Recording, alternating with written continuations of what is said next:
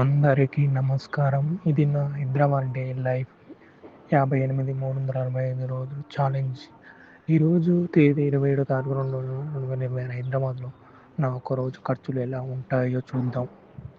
ఉదయం మొదలైంది పాలతో మిల్క్ రూ. 23, పెరుగు 40, మొత్తం రమ్మడైంది. తర్వాత ఆరోగ్యం కోసం కొబ్బరి నీళ్ళు తీసుకున్నాను. కోకోనట్ వాటర్ రూ. 55.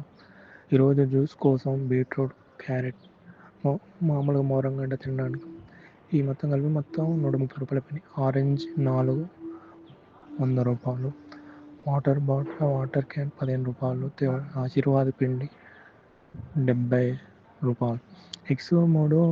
18, అంటే ఒకటి రూ. 6 అన్నమాట.